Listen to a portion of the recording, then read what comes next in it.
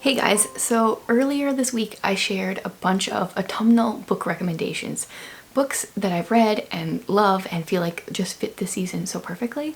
Now today I want to talk about my autumn TBR. These are not exactly books that I'm going to read this autumn because I want to be realistic here. I'm not going to get to all these books.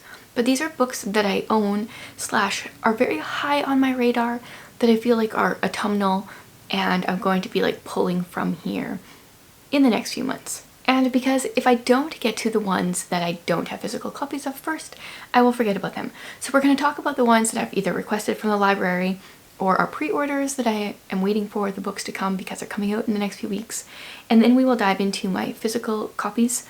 For the most part, what I did when looking on my shelves is I was either looking for a book that like obviously just the vibe of the book felt autumnal, but I was also looking at a lot of the covers, and if they had like brown or orange, then that just kind of called to me. So some of them, they feel autumnal and they have those colors. Some of them just have the colors. Some of them are just feel autumnal. But I feel like the sweet spot is when both of those like merge together. So let's talk about the ones that I have requested from the library. I don't have here with me yet. The first one is Wishtress. This is Nadine Brande's most recent book. I think it came out last week. Honestly, I know nothing about it. What makes it feel autumnal to me though is all the leaves on the cover of the book. The coloring itself is not like, ooh, that's an autumn book, but like there's maybe those aren't leaves. I think they're leaves. I think they look like leaves. And I don't really know what it's about, so we're just gonna go with that one. She has not disappointed me yet. I think I've loved every one of her books that I've read, so I feel safe knowing that I'm gonna enjoy this one. Then I have a Riley Sager book on my list. Now I've gotten his books out from the library before, have never gotten to them, and I feel like people are really like, they either love his books or they don't, and I want to give one a try. So one that was recommended in my autumnal recommendations video was Home Before Dark, so I'll give this one a try. I have it requested from the library. I think it's already waiting for me, so I'm gonna try it. I have no idea if I'm gonna like it or not, but I want to make sure I'm reading books that you guys are recommending to me as well. Then let's go into my two pre-orders that have not come out yet. The first one is coming out October 4th, and I am going to do an anticipated releases video soon, so this will be on there as well. It is The Lost Melody by Joanna Davidson Politano, and once again, I don't really know much about this. She shared the book trailer for it on her Instagram recently, and it's got like these like eerie vibes, so I'm down for that. All of her books that I'm aware of have been set during the Victorian era, so that's what I'm expecting for this. I didn't even read the description. I just was like, okay, I loved one of her books, enjoyed another one. I'm going to pre-order it, so there's that one. And then one of my very favorite authors is coming out with a new book this fall, and her books have the vibes. This one has the colors. It checks every single autumnal box for me. It's called The Premonition at Wither's Farm. This is by Jamie Jo Wright. I pre-ordered this one as soon as I could. I don't know anything about it. Hers are usually dual timeline, one kind of set like somewhere around the 1900s, one present day, two storylines that merge because there's some kind of like mystery from the past. Hers are like, they have like the, I don't really know what the definition of like the gothic horror genre is, but to me it's just like books that are not, they're not necessarily scary, but they just have like a creepy undertone, and I love it when an author can use words in such a way to like have this whole atmosphere to it, and I feel like hers have those vibes to them. There is often like a ghost in her books, but they're not real ghosts. Like there is an explainable reason for it, which I really like. Okay, so that is all for the books I do not have here physically. I'm sure there will be other books I pick up, but those are like the ones that are really top on my list for this year, next year. Who knows how many years it will take me to get to all of these. The next one is one that just came to my door recently, The Bullet That Missed. So this is the third book in the Thursday Murder Club mystery series. Once again, I have no idea what actually happens in this book, but I bought it because I have loved books 1 and 2 and have high hopes for number 3. It's set in a retirement village. We've got like retirees that get together to try to solve old mysteries, and then they get caught up in them. Like, honestly, I would move away from this retirement village because people are dying constantly around there. But it's interesting to read about, so excited to continue this series. I do wish the colors of the books, like the first one was just like a reddish orange, and then the second one was blue, and now this one's green. I wish they had more autumnal vibes, but that's okay. I'll still buy them. Now there's really like a color theme in like all these books pretty much. We're definitely going for the oranges and browns. So the first book that I feel like pretty confident I will actually get to, maybe not first, but this year, is Halloween Party by Agatha Christie. So this is a Poirot mystery, and I have a unofficial life goal to read all of her books. So October seems like the right time to read this. I also do want to finish the Tommy and Tuppence series.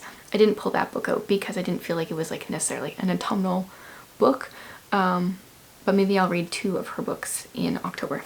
This one is a local nonfiction, The Secret Lives of Sergeant John Wilson. I remember reading this in grade 12, and this is a story about an RCMP officer who comes over from England, comes to Canada, sets up a home with a mistress, and the mistress doesn't realize he's got a wife back in England.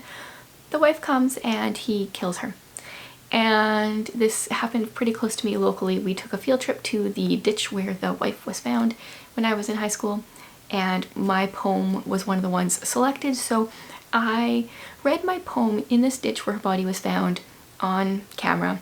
I wish I had a copy of the poem. I don't have any recollection of it anymore, but I do remember being really proud of it.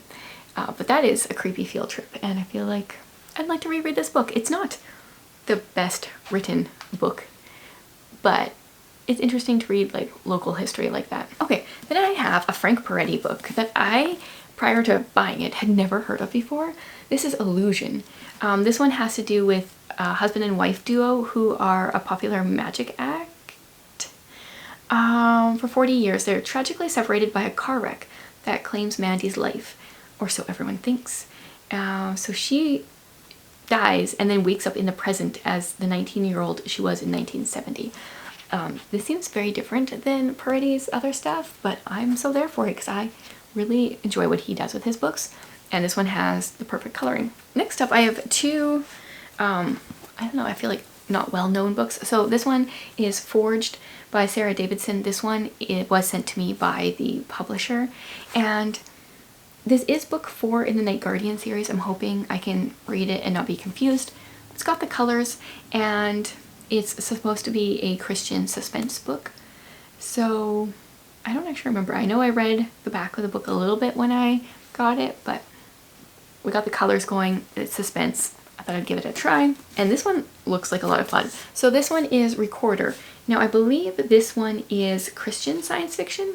Yes, yeah, it is. And I don't really know anything about it. Somebody sent it to me and they didn't sign their name. They just said a booktube friend, and that's going to bother me till the end of my days that I can't thank whoever sent it to me. But I'm very excited to read this one. It's got all the vibes I'm going for. Science fiction, I feel like it's just an autumn thing as well, plus the colors. So I really want to read all of these this autumn. We'll see how many I can get to. Okay. I haven't been reading any classics for a while, so The Picture of Dorian Gray seems like a really good one for this season. My copy is less than 200 pages, but the font is minuscule. Like, minuscule, so that's fun. But I don't know if it was white at one point, but it's definitely off-white and got some brown tones going here, so I feel like it fits perfectly. Then I really want to read this series. This is Stephen Lawhead's King Raven trilogy. So this one's Hood. So it's I believe a Christian historical fiction. We're in the medieval times with Robin Hood. I don't remember exactly. My husband read it and enjoyed the entire series. And of course the first book just has the right colors, so it seems like a good season to start it. And then the last book. I feel like books about books are perfect for the autumn season, any season really. But I pulled out The Words Between Us by Erin Bartels. I tried this one a while ago when I got it out from the library, and I was not a fan. From like I think the first chapter or so I read. It didn't pull me in. It's not that I was against it. It just didn't capture my attention. But I got so many comments on that video saying this book was one of their favorites of the year, the month, the season, the whatever, that I knew I had to try it again. And so I purchased it because I thought there's so many people that are like, that love this book, and they can't all be wrong. So they must all be right. That's my theory. I don't really know anything about this. Ooh, unfortunately it's blurbed by Sean Smucker, who I have recently decided is not for me. But I do believe that it is present day, and I don't think it has any like historical element.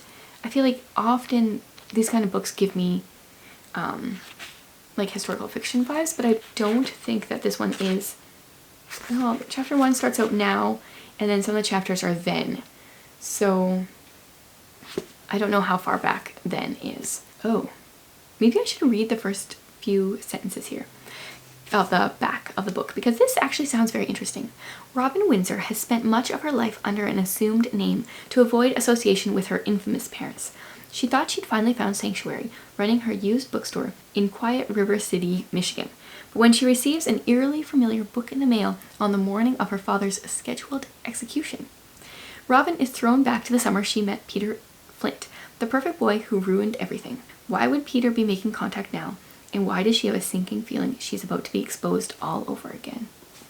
So interesting. Yeah.